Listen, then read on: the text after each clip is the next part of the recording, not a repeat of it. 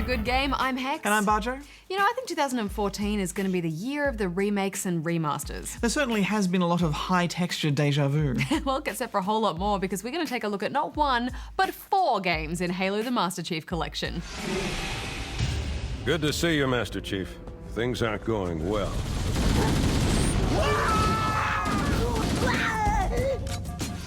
Also this week, we kick up our heels with the new Bayonetta.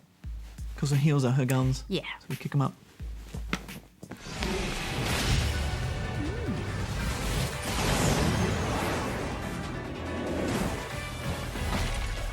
Plus, Goose unlocks a new Equip This, and we have a quick look at the monster mashing of Evolve. But before all that, can you name the game for this week? Now, I've heard rumors that you troops may not actually be here to rescue us. Just don't forget about us out there, alrighty? Here's what's making headlines. Microsoft's Xbox Entertainment Studios has officially been shut down. The studio formed in 2012 with an objective to create interactive television content for Xbox Live. Are we really doing this? Stay on mission. Microsoft announced the closure in July, but has only just made the final layoffs, with studio executives Nancy Tellem and Jordan Levin being let go. According to a Microsoft spokesperson, the Halo television series remains on track. We will not go out like this. After spending 2 years in legal limbo following THQ's closure, the IP for De Blob has now been purchased by Austrian publisher Nordic Games.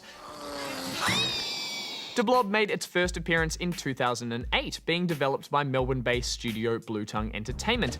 The game was received positively and was given a sequel in 2011, shortly before THQ's collapse.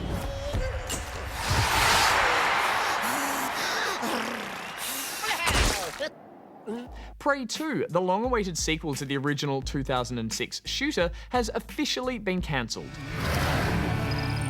Target identified.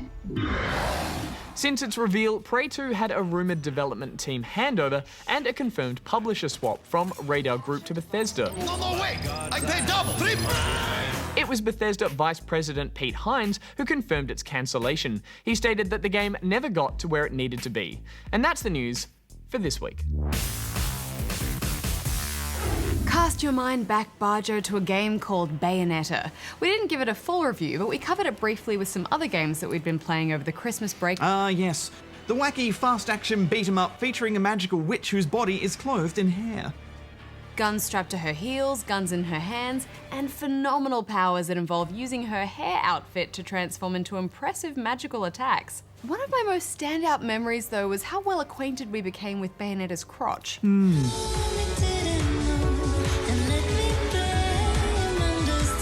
It was shameless, wasn't it? And while the game was quite a hit, it came under fire for being highly exploitative. Well, it seems developer Platinum Games has no intention of lessening the powerful impact of Bayonetta's vagina. For when we loaded up the sequel, Bayonetta 2, we were met with yet another merry montage of objectification.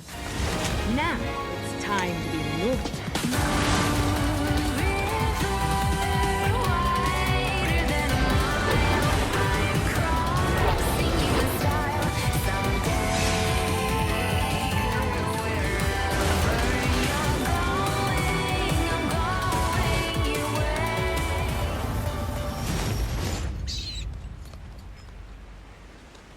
She's not an unlikable character by any means, it's just all those full-on camera zooms into all of her body parts is just a bit full-on. Yeah, it's a bit in your face, isn't it? It's kind of like one of those late-night phone sex ads, but then nothing is subtle in Bayonetta 2. The cutscenes are huge, over-the-top, and epic, while the fights are cluttered, chaotic, and frenzied. Spent half my time wildly hitting buttons, yelling, "What is happening?" You gotta admit, it is captivating though, isn't it? It is relentless in its large-scale set pieces, and the combat is a whirlwind of complex, super stylish animations. To brush you up on the story, Bayonetta, or Cereza as she is truly known, is an Umbra witch, an overseer of darkness, who often finds herself caught up in an ongoing battle between heaven and hell. You always know how to make an entrance, John. After recovering from the amnesia she suffered in the last game, and befriending her former rival witch Jeanne, Bayonetta's Christmas shopping is rudely interrupted when a group of angels attack the city. With some demonic help, they show the angels who's boss. But messing with demons is risky business. Things go awry, and Jean's soul is dragged into hell. That tired old amnesia trope from the last game really needed a lift, so I'm glad they've gone with a bit of plot and character development in this sequel. Yeah, there needs to be a ban on all amnesia-related plot devices in video games going forward, I think. I agree. So now Bayonetta must set out to save Jean's soul from eternal fiery torment. Flipping, whirling, and cartwheeling her way through the gates of hell with bullets flying from every limb. Combat in Bayonetta is all about long, complex combos. And while you can absolutely approach this game in complete seriousness and learn every detailed string of attacks and master those fight mechanics like a pro, for the less experienced fighters, this is one of the most MASH-friendly games out there. Oh, absolutely. I don't think there is a game in existence that has the ability to make you feel like you are this awesome without the requirement of skill. And that's all in where you choose to set your difficulty. Bayonetta's first, second, or third climax. Well, that's what it's called. Questionable terminology aside, I think this is where the game should actually be applauded for making the combat so effortlessly free-flowing regardless of your skill level. It's just so easy to pull off complicated combos with fast button taps while whizzing about between flips and dodges. A perfectly timed dodge will also reward you with a few seconds of witch time, which slows everything down and lets you execute a few extra moves. And there are lots of ways the combat becomes bigger and brassier as you progress. I strapped swords to her heels in addition to the guns, which is totally impractical in theory, but I love that it let me do that. The torture attacks work well. Brutal but satisfying moments of enemy punishment. Yeah, those are great. I think my favourite move, though, was one that I purchased, where she breakdances while spraying bullets and then strikes a totes casual pose at the end. I also like how she can pick up and use the weapons of a fallen foe for a short time. It's a nice extra reward for downing a tough enemy. Yeah, there are some interesting transformation attacks to choose from, and even though the more powerful her attacks are, the more naked she becomes, her large-scale demonic hair formations are as impressive as ever. Often you'll be caught up in a battle while her hair demon faces off with some giant foe behind you in the background. Yeah, it's insane, isn't it? I often found it a bit difficult, though, to keep track of where I was and what I was doing with all the chaos that's going on screen, particularly in those frantic aerial fights. Yeah, it gets pretty messy. You sort of forgive it because this game is a fast-paced frenzy from start to finish that seeks to only outdo its previous fight sequence with even crazier theatrics, but it does get a little exhausting. Yeah, retaining your sanity within a battle relies heavily on your ability to avoid damage. Because while you can spam and mash easily enough on first climax without death, you'll struggle in the tougher difficulties and earn a pretty miserable score if you're hit too often as well. Yes, in Bayonetta, you want to pound as much fancy damage into your enemies as possible. But your agility and well-timed dodges will be rewarded, and in third climax, it's a necessity. We should mention that Bayonetta 2 is currently a Wii U exclusive, so for the sake of experiment, I decided to test out the option to use the stylus for like a good half of this game. It basically involves a whole lot of tapping to attack and then swipes to dodge. I can't imagine that's the most satisfying way to play this game. No, it wasn't. And while movement through the game's areas mostly worked okay, you can tap to jump and swipe to transform into fast-moving creatures as you travel, for example, often your flow would be broken to trigger certain movements that you'd normally transition through with regular button jumping. Yes, I don't think the stylus will be the choice of fighters in the future. No. One thing I will say for it, though, is when I started to get RSI from all the tapping, I did opt for just madly scribbling over the enemy. You know, like when you have a photo of someone you don't like and you just want to, like, scratch their face out. No, I don't know that, but okay. Well, it's kind of satisfying in that way. Like, die, enemy, die. You cannot be my friend anymore. I did find dodging pretty messy, though. It could just be hard to time with the stylus to activate witch time. All in all, this is an improvement on the first Bayonetta. It's somehow bigger and crazier, and the story has evolved nicely. You will return what is rightfully mine. What I should never have lost. The eye. Although the dialogue is pretty painful at times, especially with this guy who's really keen to get to a place called Fimbulventer. No time! I have to get to Fimbulventer. Fimbulventer, Fimbulventer, Fimbulventer, Fimbulventer. Fimbulventer? Fimbulventer. Fimbulventer can wait for now. You know, I found as much as my eyes just love drinking in all of this stylized action, no matter how you choose to play, it still gets repetitive. I mean, hey, it's a different way to fight. It's not the calculated, methodical combat we applauded in the likes of Shadow of Mordor. This game's frenetic approach permeates every aspect of its design, from the combat to the action to the story. It's a bit like a sugar high. I have a great time for a while, but it's a superficial rush, and I come crashing down hard and fast. And this is never going to be a game that I can truly champion, considering all those sweeping crotch shots. I can't be expected to take this seriously. Yeah, and really every time you try to convince yourself that this is okay, just replace the image with a dude. I mean, can you honestly say you'd feel the same way about some guy's spread-eagled ballsack flying at you from all directions? It's just stupid. Get that image out of your head. Bingo. And it sucks because Bayonetta's core characterization is actually that of a pretty strong and powerful woman. And all of that kind of cheapens what is actually a really cool experience, I thought. Yeah, I agree. What are you giving it overall, Hex? Well, I had fun and I think it's really clever the way they've balanced the difficulty, but I was let down by a lot as well. So I'm going to give it 7.5. I'm going to give it 7.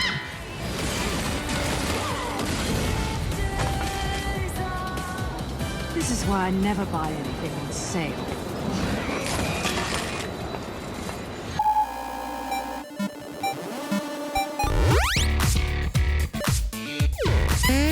Doors. Moving structures used to close off or open up areas. Can be locked to restrict access. Often reflect the visual style of the room they're attached to. Doors are a distinctively human construct that have existed for centuries as portals to unseen points of interest, I guess you're expecting me? as well as barriers to prevent unwanted business. Therefore, it only makes sense that when translated into the virtual world, they maintain the same amount of practicality and mystery. So, when is a door not a door? Well, when it's a loading screen, a mirage, a hazard, a joke, a shield, or even a weapon. Early interpretations of video game entrances and exits relied on our ability to identify small breaks in static level design, often used to simply transition us between screens. It wasn't until visuals began to improve that doors began to be seen as more than just a way to move us forward through virtual space. Locked doors motivate exploration for keys, passwords, or swipe cards. Secret doors hide bountiful rewards. Complex doors can provide puzzling problems, while more ominous openings suggest potential large-scale conflicts. Doors also reflect key design elements of the environment. Their appearance and functionality can be warm and welcoming, dark and disturbing, odd and alien, or cold and mechanical. And this often dictates the manner in which we choose to approach them. Whatever form they take, doors can be a useful tool to signpost direction and guide us through a game. Stanley walked through the red door. However, many are also guilty of frustrating misdirection when carelessly created as mere backdrops and set dressing. In terms of game design, the very act of opening a door can be a reward in itself. And regardless of the result, we're drawn to peer through and discover what lies beyond. So whether they're open or closed, Oh no. jammed or ajar, the framework of doors is so ingrained in human culture that they shall no doubt remain a permanent fixture in our video game worlds. Thanks, Goose. Well, it's been a couple of years since we last saw the Chief, but now he's back with his very own remastered quadrilogy in Halo the Master Chief Collection.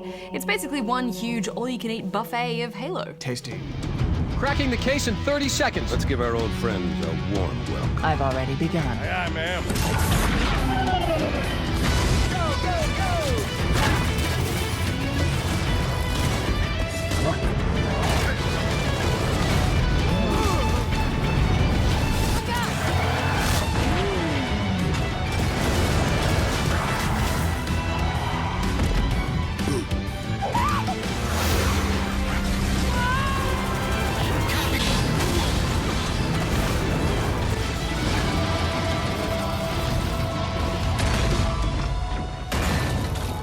Possibly make any more noise?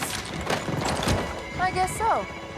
They sure have crammed in a lot of Halo. The 2 spin-off games, Reach and ODST, aren't included. The focus here are the 4 main Halo campaigns, at about 10 hours a pop. Plus, there are over 100 multiplayer maps as well, and all sorts of playlists and other modes. It's a dizzying amount of content, isn't it, Hex? Indeed. I think we need to be a little bit methodical about this and just go through all 4 Halos in order. The original Halo Combat Evolved was released way back in 2001. Then it got its own HD Anniversary Edition on 360, and that's largely the version that we have here. Yes, the 360 version has had a bit of an update though. It's now running at 60 frames per second and 1080p. And of course, you can still flick back and forth between the old and new graphics engines just to see how much they've prettied it up. Old, new. New. Old, new. But while those 2001 graphics certainly have their rough edges, the game itself still plays well. Yeah, absolutely. I mean, that first Halo really reminds me of why this game became such a phenomenon. It's a straightforward story about one super soldier carving through enemy aliens, but the sci-fi setting itself has real depth and weight to it. Yeah, that Halo ring is such a clever setting, isn't it? On the one hand, it's a giant weaponized space station, but then it's also this beautiful natural habitat. Perhaps you can enjoy a nice forest hike while you're planning Galactic Armageddon. Perhaps. Let's talk gameplay. This is from an era before shooters became obsessed with dialing it to 11 and hammering you with explosions. There's still a lot of shooting in it, but the encounters do feel smaller scale than we're used to. Plus, I missed features like quickly looking down gun sights and sprinting, which are commonplace in shooters today. Yeah, that's true, but thankfully that core combat is just so polished, softening enemies up with weapons fire and grenades before finishing them off with a rifle butt to the face. Good times. For me, Halo's at its best when you're in those outdoor battles. Okay, Charlie Team, Warthog deployed. You've got a lot more room to move, and you can bring the vehicles into play. After being bottled up in the game's corridor levels, fighting those enemies one at a time, it's just such a great payoff to switch to an overpowered tank. More where that came from. Looks like that armor wasn't so tough after all. I think my only complaint with those outdoor battles is I really miss the ability to yank enemies out of vehicles like you can do in the later games. Speaking of which, we should move on to Halo 2.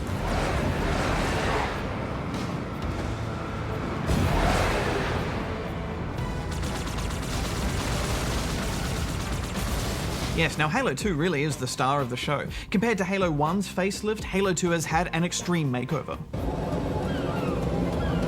This is the one that's been visually rebuilt from the ground up for the Xbone.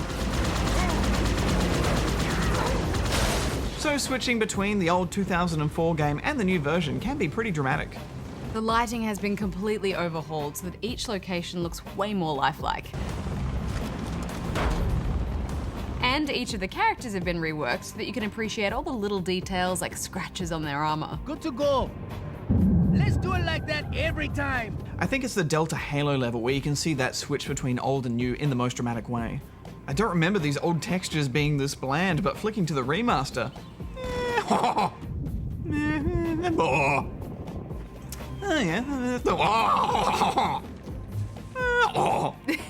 Yes, but despite how dramatic the overhaul is, it's still incredibly authentic to the original. I kept spotting little details in the distance, like these flying aliens, and thinking they must be new.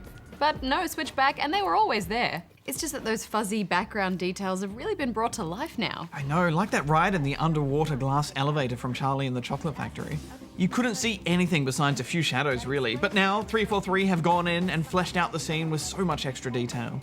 But that's not to say that every location of the game has been as dramatically overhauled. There were a few spots, particularly in the futuristic building interiors, that only really had a slight touch-up. One area where the remastering is obvious is with the cutscenes. They've been remade as little CGI movies, and stunning is an understatement.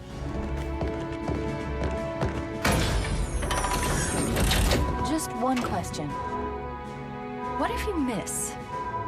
I won't. That new CG adds so much more depth to the performances, doesn't it?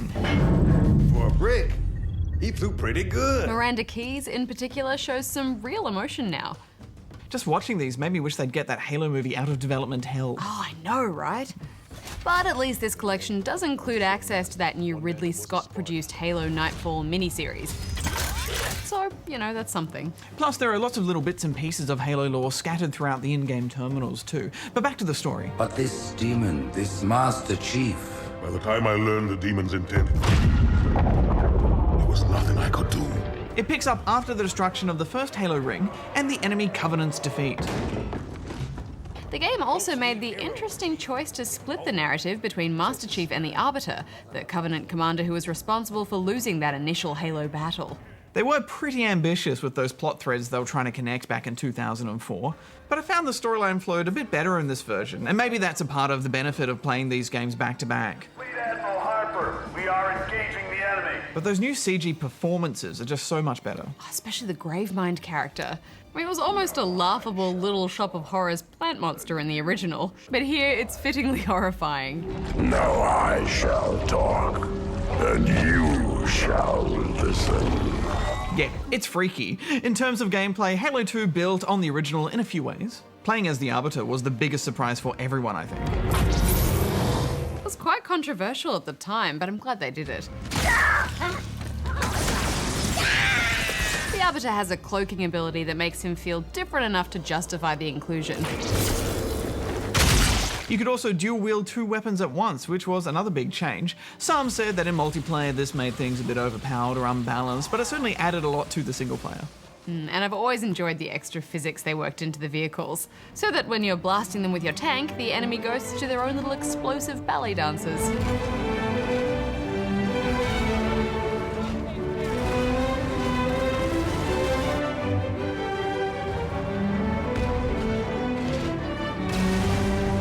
Beautiful. But how good are the new tank sound effects? Yeah, the sound design is the real superstar of this remaster. They went back and re-recorded all of the sound effects and music, and it makes a big difference. The SMG has gone from sounding like a lawnmower to a hardcore rifle crank. Or the first time you power up the Ghost. Epic. They've done an incredible job with the remaster on 2, so I wasn't really expecting that much from 3. And even though it was a great game, it was probably my least favourite of the Halo series. But they did better than I thought they would. Yeah, I was pleasantly surprised too. The general mix of corridor combat and outdoor battles remains the same, but those outdoor locations are quite a bit larger and with way more enemies, so it really benefits from the HD upgrade. Halo 3 was an early 360 game, and I remember it wasn't even running at 720p, so it wasn't the prettiest of games. But the boost of frame rate and the resolution has given it new life. There are a handful of new weapons and vehicles to play with. And being able to take down those huge scarabs was always satisfying. But while I enjoyed this campaign, it still just felt like a notch below the others. Yeah, it's a bit Halo 2.5, isn't it? But it did set up the next game well, and when Halo 4 came out a couple of years ago, it blew me away at just how good it was. Yeah, I mean, while Halo 3 kind of muddied the plot a little, 4 bounced back with a really personal story between the Chief and Cortana. Before this is all over, promise me you'll figure out which one of us is the machine. Yeah, I was never a big fan of Cortana in the earlier games, but when we got to see her in 4, she was suddenly more vulnerable, and I think that gave her a lot of depth. Look out! Plus, the Forerunner villains were a good addition too. Well, he's just a ray of sunshine, isn't he? And the game already looked great in 2012, but wow, does it look amazing now? Yeah, it was stunning.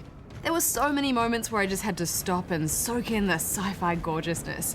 I think it even rivals the Halo 2 remaster in places. Yeah, and the vehicles. There were so many highlights with this one. Finally, flying a Pelican. Epic space sequences. Good times. Playing through all 4 Halos back to back really is a good way to relive this iconic series. Yeah, it's a little bit like sitting down to binge on an entire run of a classic TV show. You get the chance to appreciate the characters so much more when you're playing them back to back.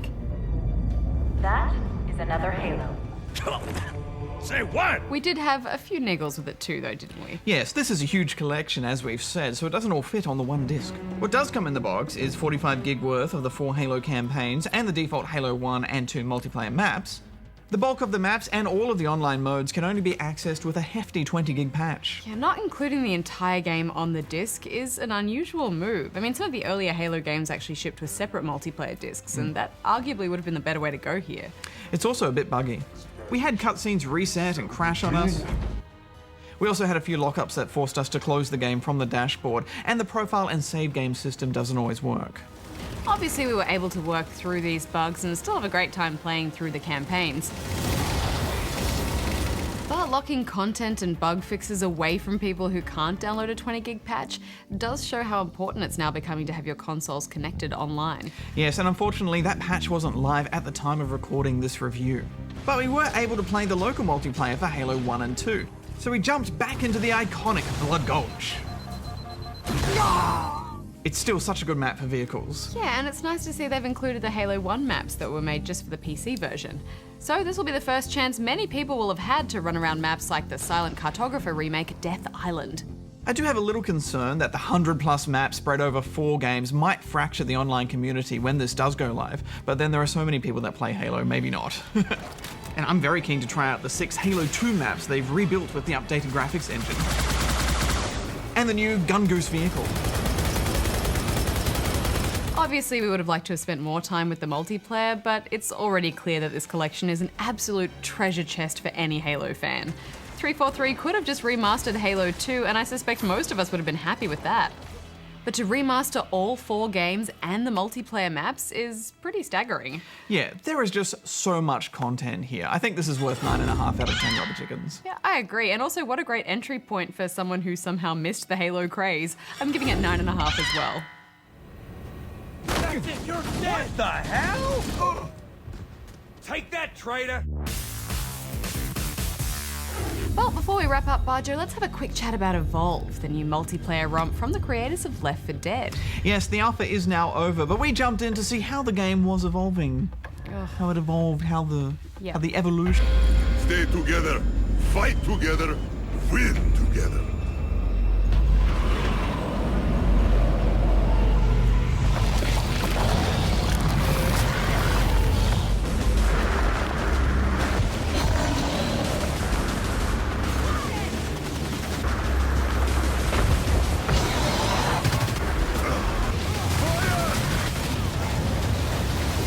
Evolve is an asymmetrical multiplayer game of man versus monster.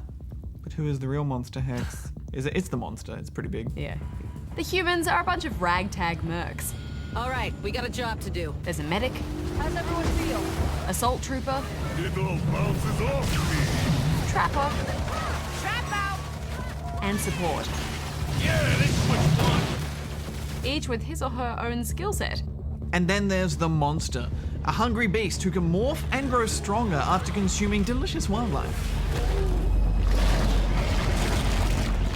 There was only one game mode available during the alpha period. Yes, the hunt. In this mode, the hunters have to try and kill the monster before it can grow too strong through evolution. It's a great little game of cat and mouse. Yeah, and once that monster has evolved twice, it really becomes a force to be reckoned with. But it can also then win the match by destroying the human power relay. It's cool that the objective flips mid-game like that. As a human, your focus goes from search and destroy into base defense. I loved this, and I hope the other game modes have a similar ebb and flow to them. Yeah, the balance feels really good at this point. Each class plays differently, but they're all equally important. Ha! It's there! I'm sure there'll be gameplay tweaks and adjustments out of the data they mined from this alpha, but it feels pretty spot on. Yeah, every single match was a nail-biter.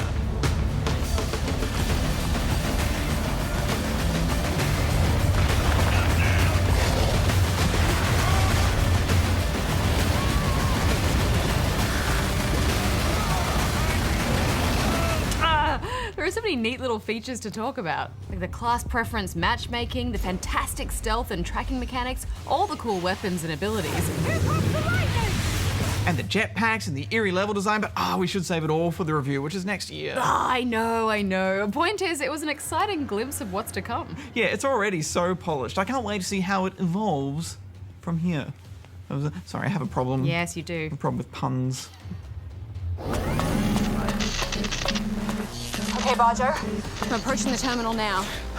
Okay, keep walking until you see a series of words. Those words are the code for the self-destruct sequence. Do you see it, Hex? I do. Do you see it, Hex? I see it in front of me. What does it say? So, did you name the game for this week? It was Half-Life Opposing Force. The very first expansion for the original Half-Life, Opposing Force took the perspective of the US Marines. You had to try and take back control of the Black Mesa research facility as it became overrun by alien invaders. And it's named the game for this week because it was developed by Gearbox Software, the same dev team behind the original PC port of Halo. Next week on the show, there's no ghosts or dogs, but there is Kevin Spacey in the new Call of Duty Advanced Warfare.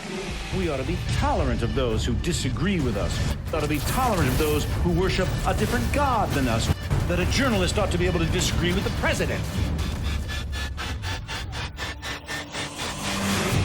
And we look for adventure and love in Dragon Age Inquisition. I doubt you came here for a lecture. No, but if you have one prepared, I'd love to hear it. Over on Spawn Point, our show for younger gamers on ABC3, we feel the rhythm with Fantasia Music Evolved. Oh my god, it's too fast now. Until next time, may all your games be good ones. Hex out. Bajo. I'm so happy to be excited about a COD again. It has jetpacks. Wait till you play in the future. Just wait till you play Well, I'm a couple hours in and I like the jetpacks so far. You always like jetpacks. You can't score a game on jetpacks alone. That should just be like on a t-shirt.